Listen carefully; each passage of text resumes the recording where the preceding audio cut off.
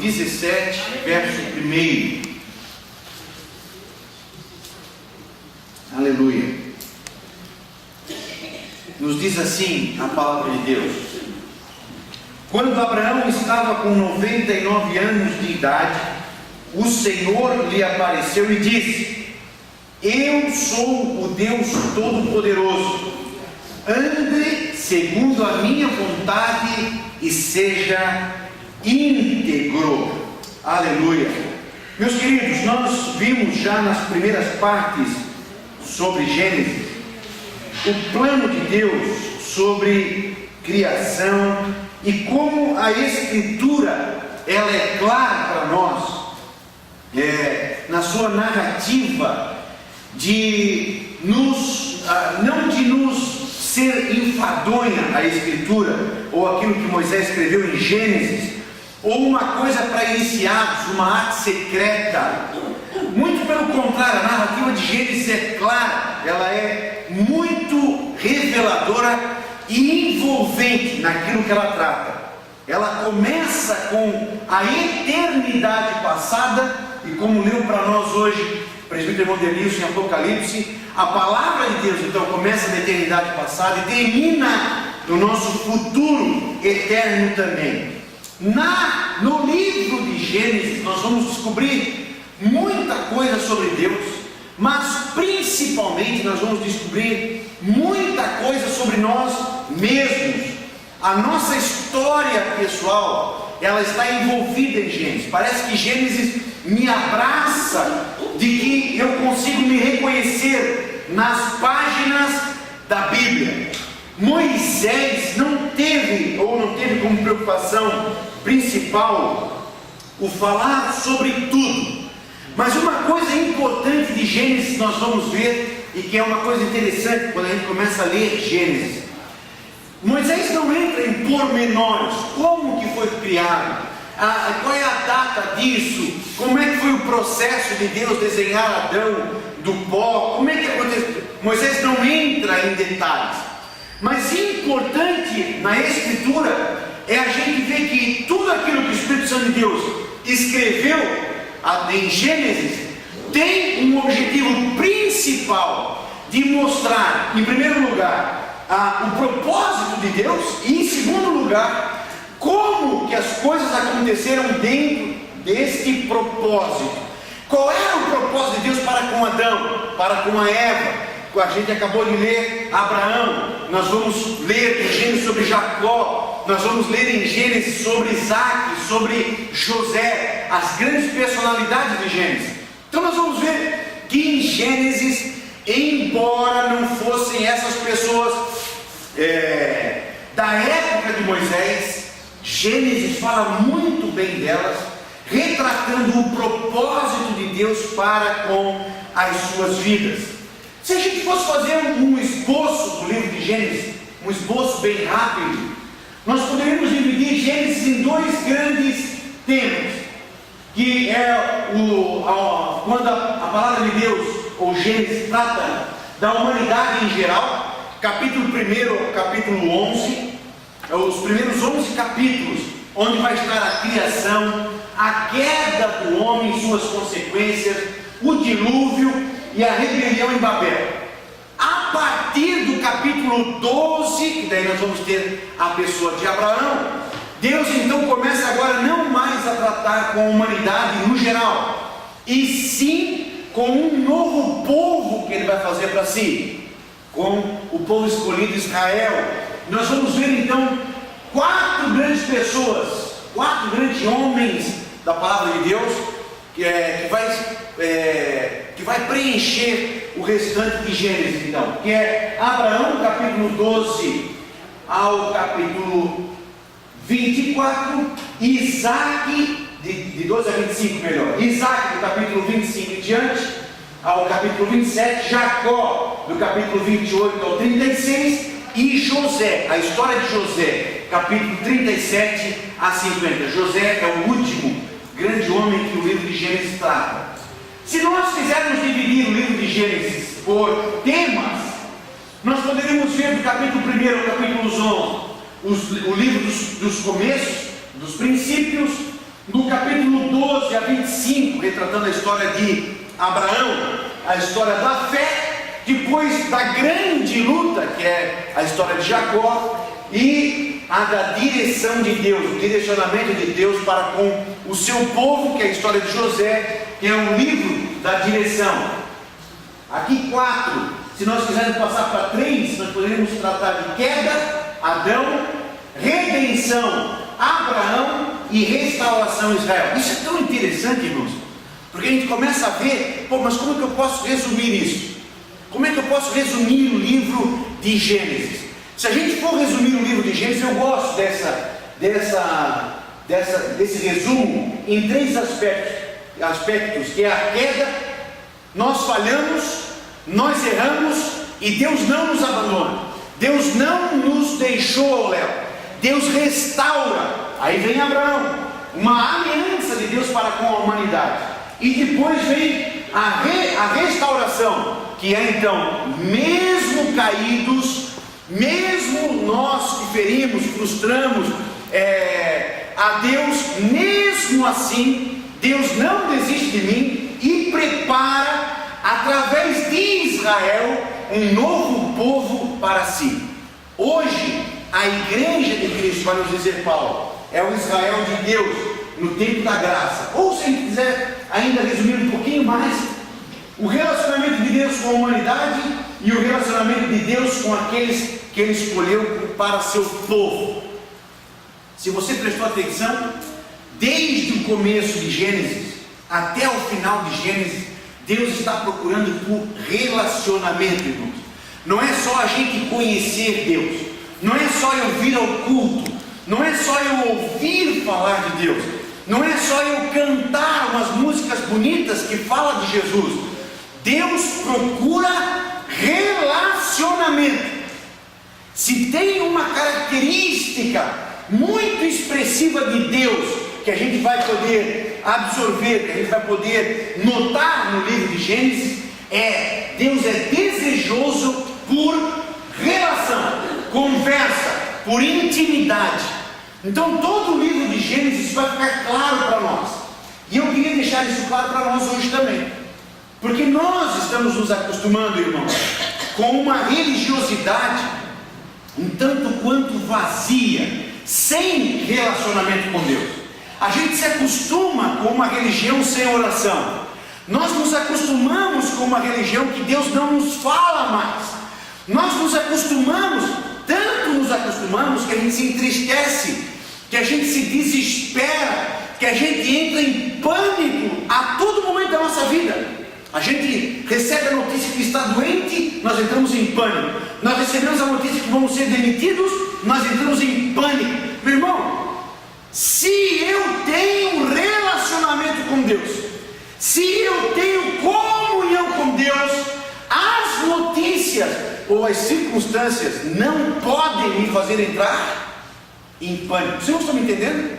Eu estou andando com Deus, nada mais, nada menos que Deus. Então, se eu tenho intimidade, se eu tenho comunhão com Deus, eu não tenho desespero na minha vida. Eu tenho o quê? Eu tenho coragem, eu tenho força, eu tenho ânimo. Eu vou enfrentar as dificuldades, porque eu sei que Deus está na condução. Meus irmãos, disso nós vamos ver o texto que eu acabei de ler, tratando de Abraão. Se é daqueles que gostam de ler a Bíblia e prestar atenção, olha só Deus falando com Abraão. Abraão já com uma certa idade, 90 e poucos anos, apareceu o Senhor a Abraão e lhe disse: eu sou o Deus Todo-Poderoso. Veja, querido, é disso que eu estou falando. Isso é Gênesis. Isso é Gênesis. Deus aparece, Deus se manifesta. É como se eu chegasse aqui para o Gênesis e dissesse: Gênesis, eu sou o pastor Lemos. Pessoalmente, isso é intimidade. Deus quer isso. Não é Abraão que vai, Abraão ainda, né? Não é Abraão que vai ainda na direção de Deus. Deus vem ao encontro de Abraão e se apresenta: eu sou o Deus. Mas veja como Deus quer relacionamento, irmãos. Lá no jardim do Éden, quem é que vinha na viração do dia? Era Adão que ia ao encontro de Deus ou Deus que vinha ao encontro de Adão? Quem era? Deus vinha. Deus vinha. Ele tem esse desejo. Deus quer isso. Denilson, eu sou Deus. Gabriela, eu sou Deus. Deus quer isso. Se revelar. E olha só. Deus se revela para Abraão e pede a Abraão duas coisas de alto nível, de alto padrão. Aleluia. Deus pede a Abraão: anda em minha presença. Quer dizer, não ande por aí em qualquer lugar, não ande como quem não tem rumo, não ande como quem não tem Deus, não ande como quem não tem quem cuida de ti. Anda na minha presença e ser perfeito. Pouca coisa. Pouca coisa.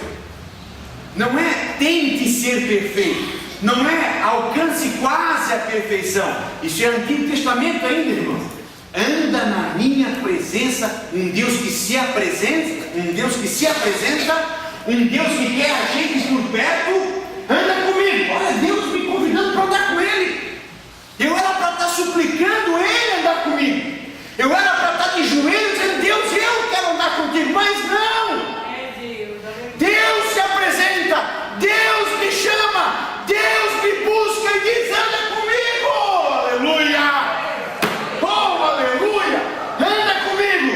Agora tem uma. Eu quero você comigo.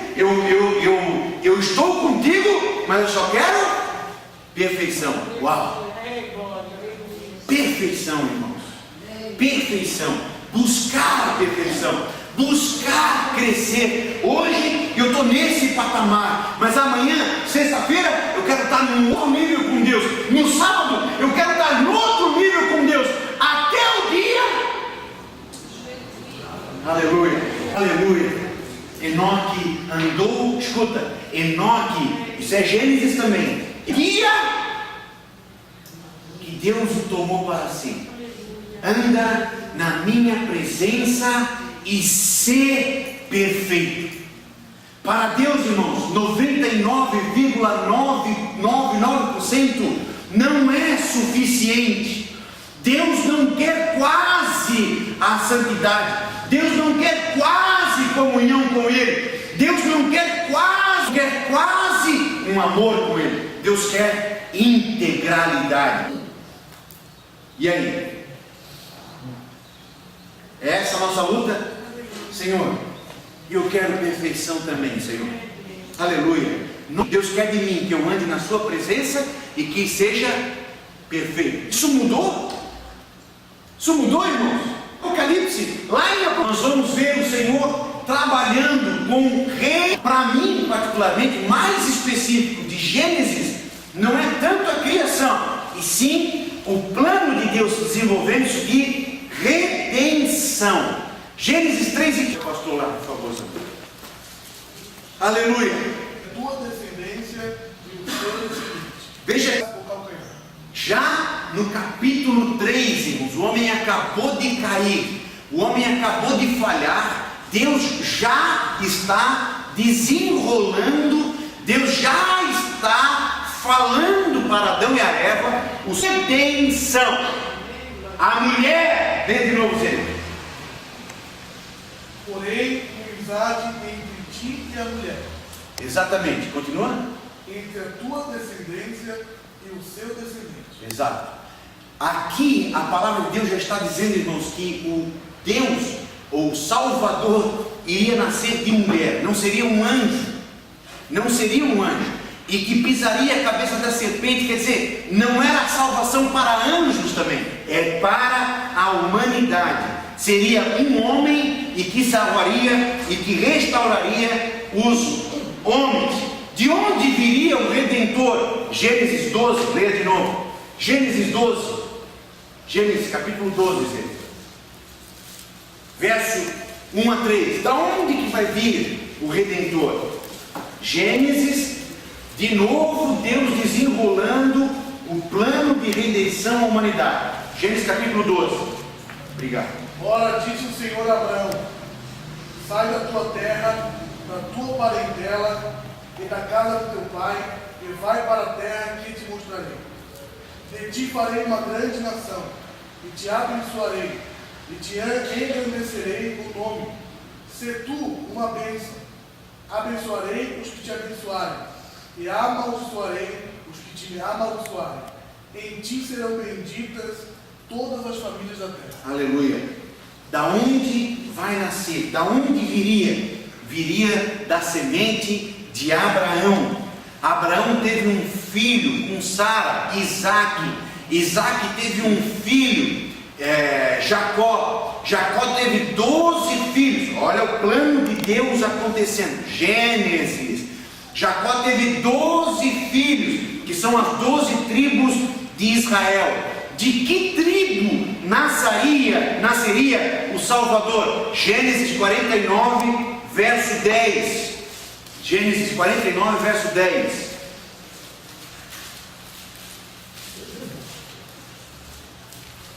O cetro não se arredará de Judá, nem o bastão de entre os seus pés, até que venha Siló.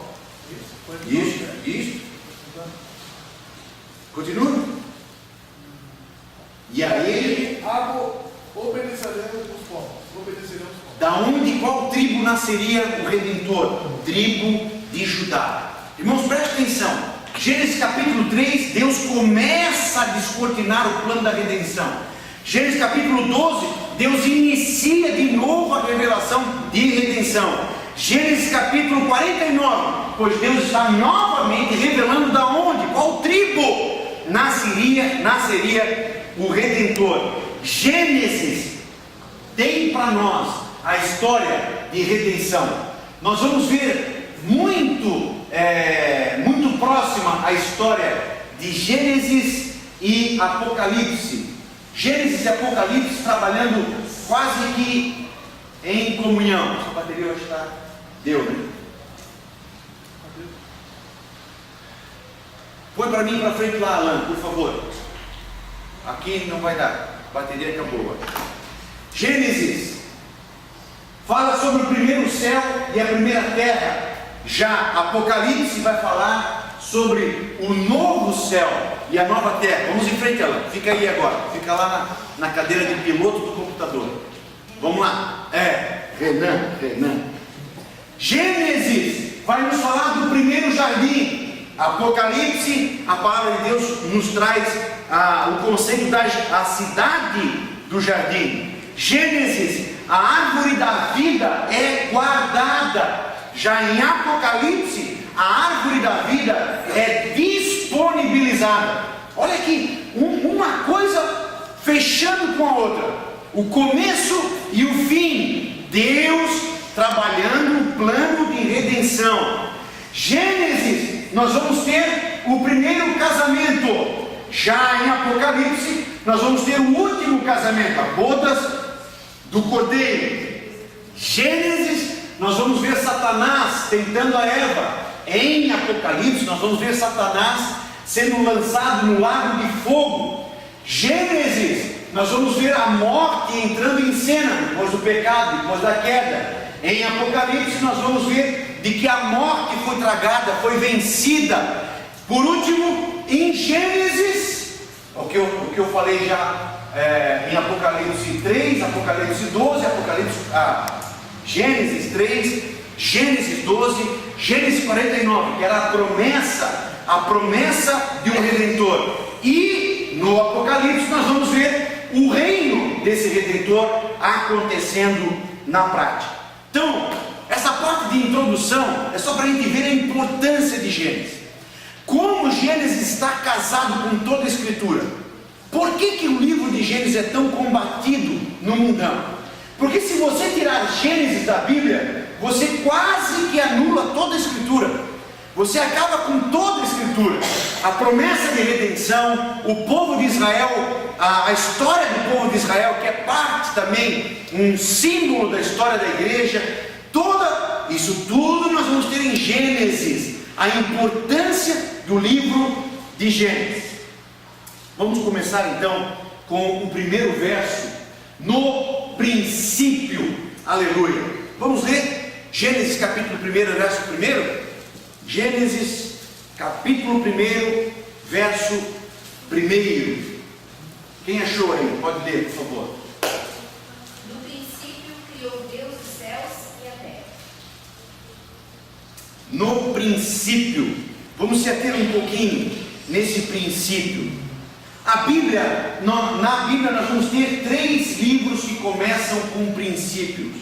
Nós vamos ter Gênesis capítulo 1, verso 1, que está trabalhando sobre o começo da história humana, o começo de todas as coisas.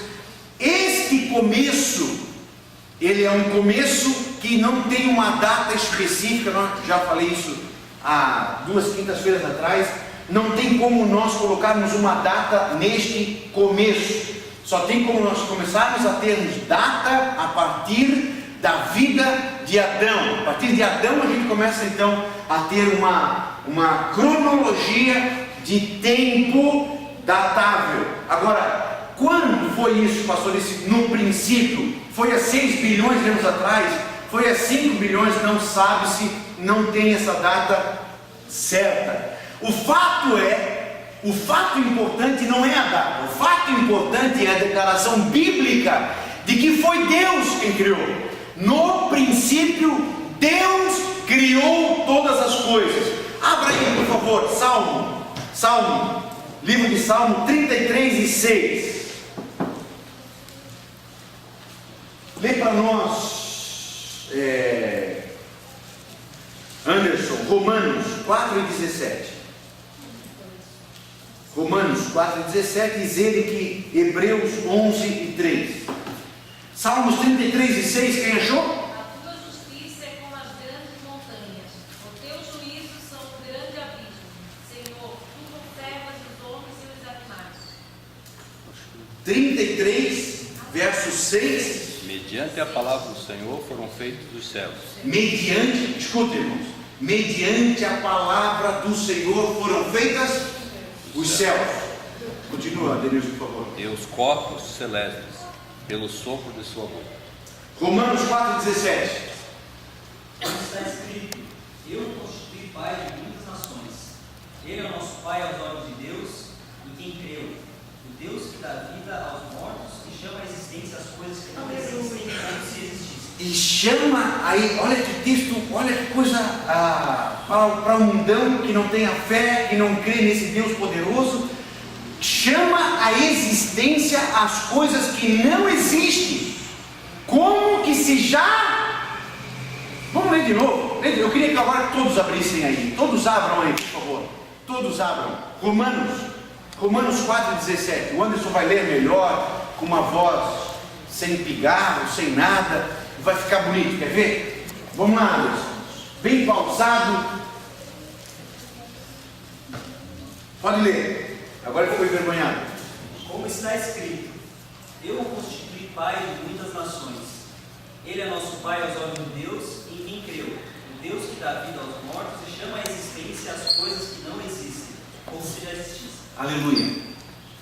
Esse é o Deus que nos chama para andar na companhia dele, Terezinha. Esse é o Deus que te chama para andar na companhia dele.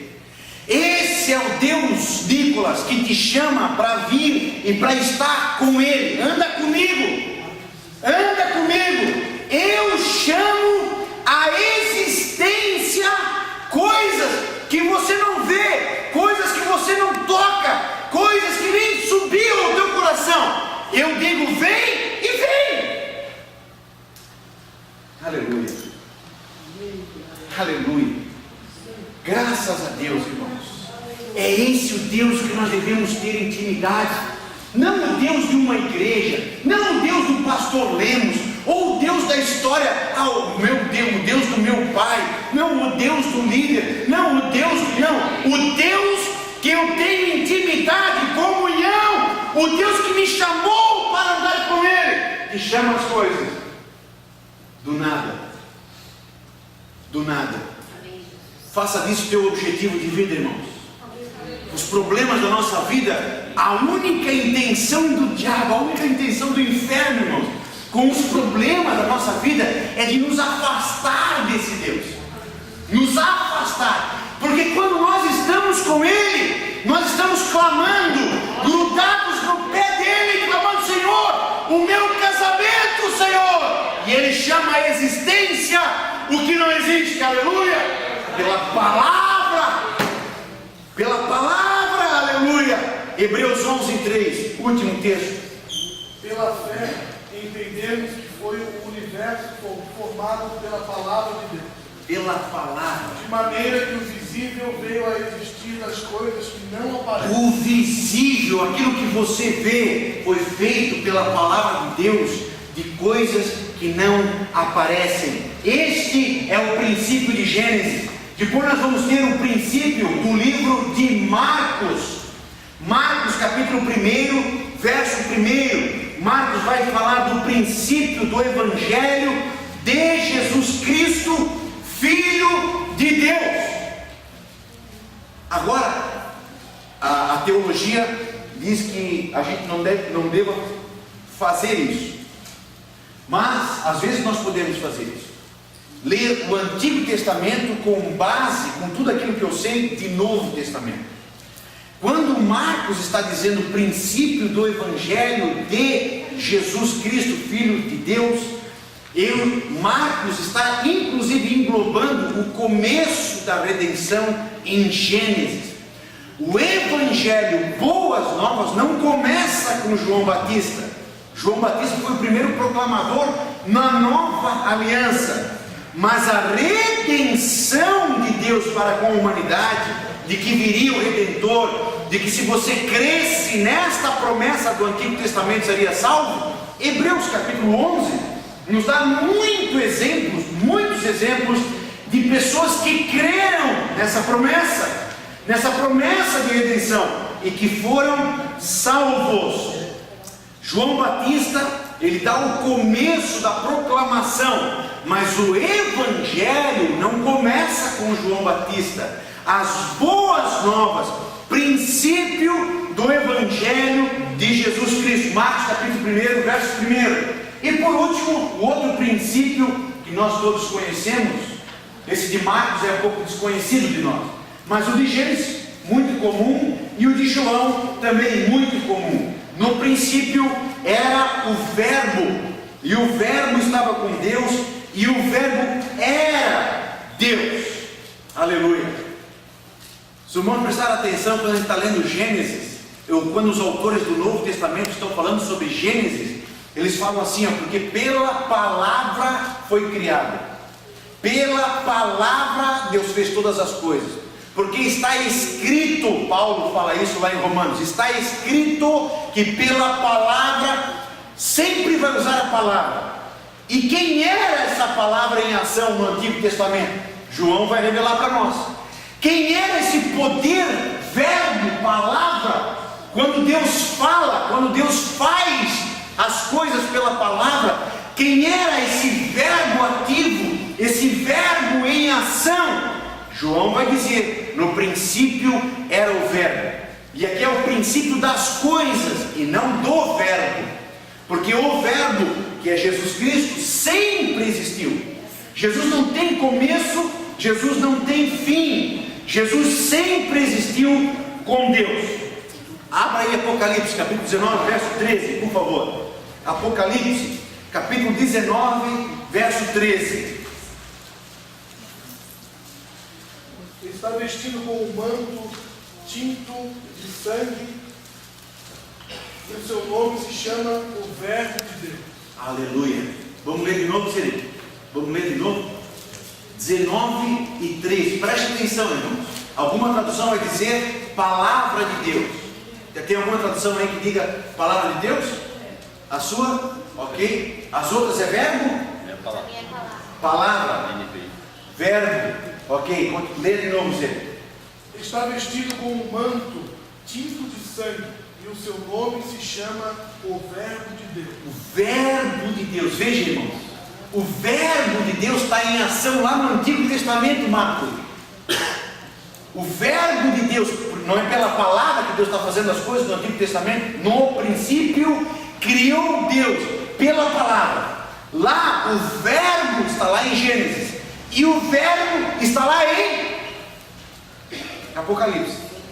O verbo de Deus, a palavra de Deus, que não tem começo, Ele fez todas as coisas. Vamos ler agora João capítulo 1, verso 3. João 1:3. Isso, João 1:3. Anderson, Colossenses 1:16. Hoje o meu leitor oficial não veio. Ele disse que viria. Vamos lá? João 1:3, quem achou? Todas as coisas foram feitas por Ele, e sem Ele, nada do que foi feito. Todas as coisas foram feitas por Ele. Quem? O verbo de Deus, a palavra de Deus. E nada do que foi feito não foi. Tudo Ele participou. Por Ele. E agora em Colossenses nós vamos ter uma complementação a isso. Leia para nós, Anderson. Pois dele foram criadas todas as coisas nos céus e na terra, as visíveis e as invisíveis, sejam tronos ou soberanias, poderes ou autoridades, todas as coisas foram criadas por Ele e para Ele. Por Ele e para Ele, não só na terra, irmãos, nos céus, todas as coisas criadas. Não é só a terra que teve um começo, então. Os anjos também tiveram um começo, não está em Gênesis, mas os anjos, os tronos, os principados, que são coisas espirituais, também tiveram um começo. E tiveram um começo com quem? Como? Também pelo verbo de Deus, o mesmo verbo que está em ação em Gênesis. Esse princípio de João 1:1, ele é anterior a Gênesis 1:1. E Marcos 1:1 também é anterior a Gênesis 1:1. Os irmãos estão me entendendo? Está muito complicado? Gênesis vai tratar da criação matéria das coisas. Só que o Evangelho de Deus, antes de ser criada a matéria, diz Paulo que na eternidade, antes de serem criados, Deus já tinha dado-nos a salvação. Antes da criação, o pecado não pegou Deus de surpresa. O Adão ter pecado não surpreendeu Deus. Deus sabia que isso ia acontecer. Sabendo que ia acontecer, Deus já tinha também um remédio para nós vencermos o pecado. Então, João 1:1 é antes de Gênesis 1:1. E Marcos 1:1, que fala do Evangelho, também é antes da criação em si. Esses princípios, irmãos, então nós vamos ter duas coisas importantes de Deus em nós, que vão fazer parte de nós, da essência de Deus, que farão parte em nós. Vamos lá, Renan, me ajuda, Renan. Realmente a bateria aqui. Primeiro, eternidade, e segundo, vida. E aqui é um pouco bem interessante para nós, é um pouco complicado, mas eu sei que é possível, fácil a gente entender. Nós não somos eternos como Deus, porque Deus, Ele é eterno, de começo a fim. Faça de conta que essa linha azul seja uma linha de tempo. Então Deus não tem começo e Deus não tem fim. Ele é Criador, Ele é poder e Ele é eterno. Já nós, homens, humanidade, nós temos um começo. Nós vamos ter um começo, mas nós não temos fim. Nós não teremos fim para o futuro. Nós somos perpétuos, eternamente para frente, mas não para trás. Por exemplo, eu não sou eterno no meu passado. Eu nasci em 1900 e lá vai umas pedrinhas, ok? Mas eu tive um começo. 1974 eu nasci. Então eu não tenho vida para trás. Agora, para frente, para o futuro, eu sou eterno. Essa eternidade comunica-se de Deus a nós, tanto para os salvos quanto para os ímpios, porque os ímpios também serão eternos. A diferença é comunhão com Deus. Os salvos serão eternos em comunhão com Deus, e os ímpios serão eternos no inferno, não tem fim também, eternidade.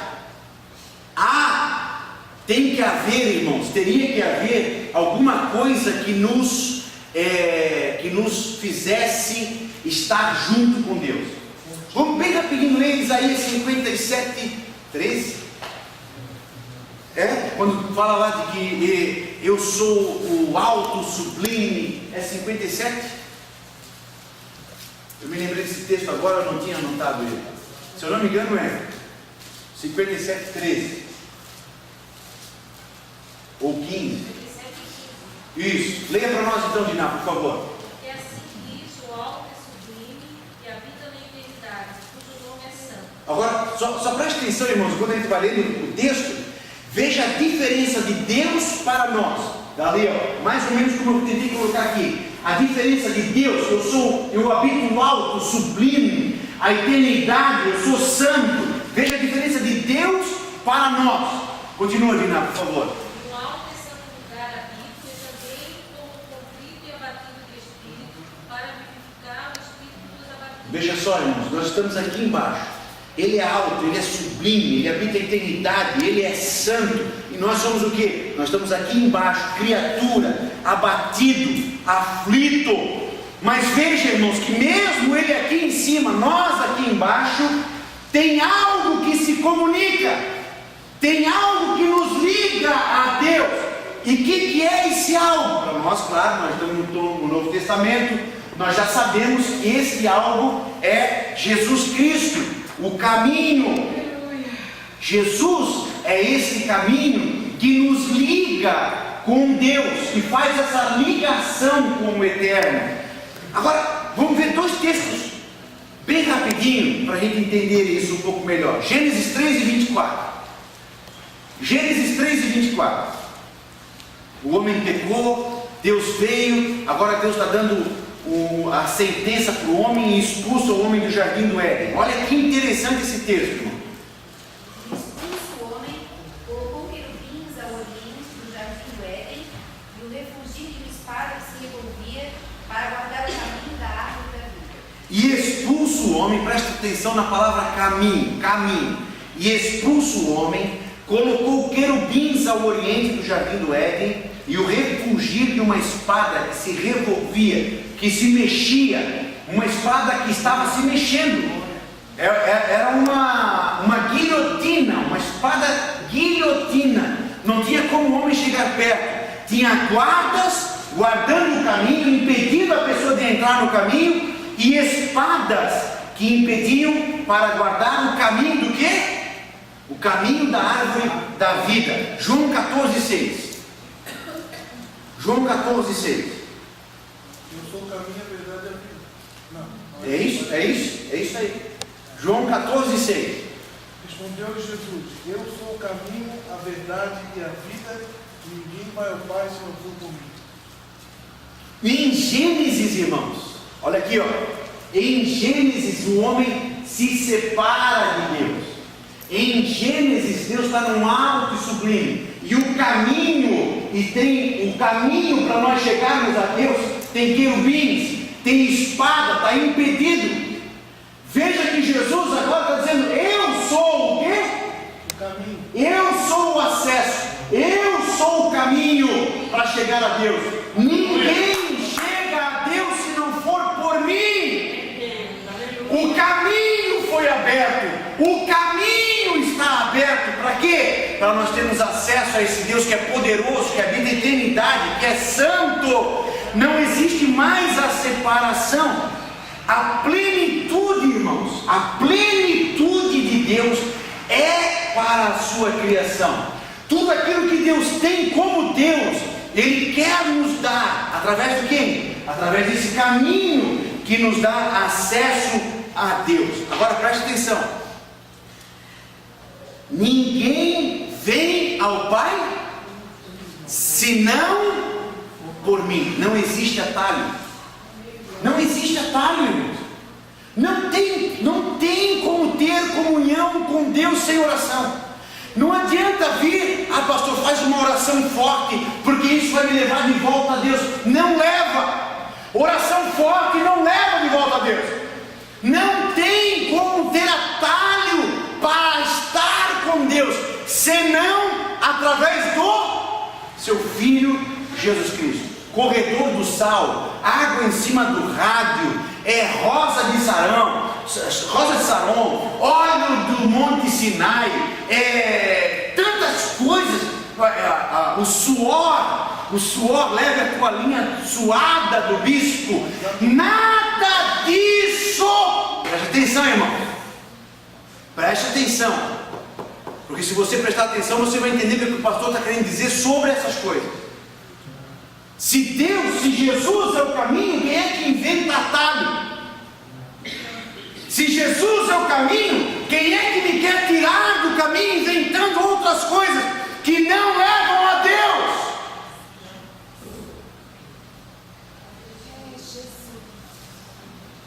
O caminho está aberto e não existe atalho. Aleluia. Escuta, irmãos. O caminho para a plenitude. Eu quero ser uma pessoa melhor. Eu quero ser um homem melhor. Eu quero atingir, olha só, ser perfeito. Eu quero a perfeição. Eu quero chegar num nível melhor, senão por mim. Através de Jesus Cristo, através do caminho que Cristo abre, através da pessoa de Cristo, eu consigo vencer o pecado, eu consigo a perfeição, eu consigo habitar aonde Deus habita. Aleluia!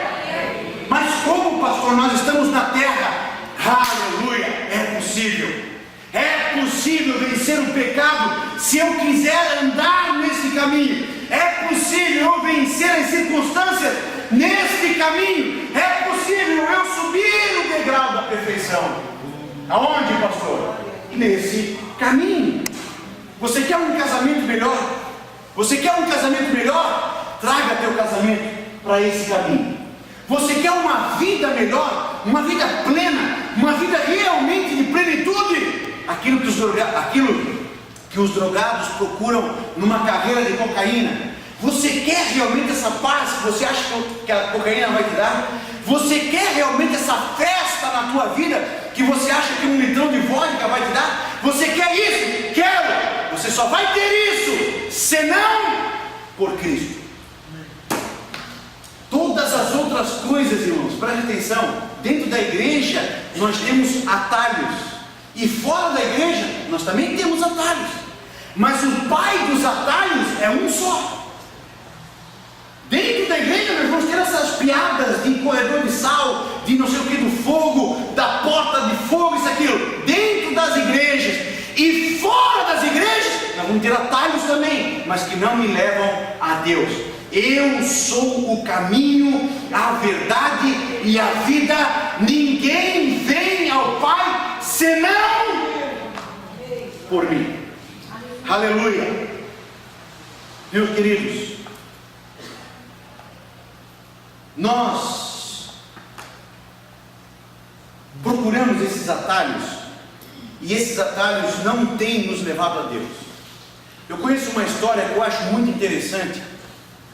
É uma história do Oriente Médio, que diz que uma pessoa perdeu uma moeda dentro de um quarto da sua casa que não tinha luz, e ele perdeu essa moeda dentro desse quarto, e esse camarada então vai procurar a moeda na rua, na praça, ao meio-dia, e aí um amigo dele chega perto dele: o que tu estás fazendo aqui, Samir? Estou procurando uma moeda que eu perdi. Ah, é?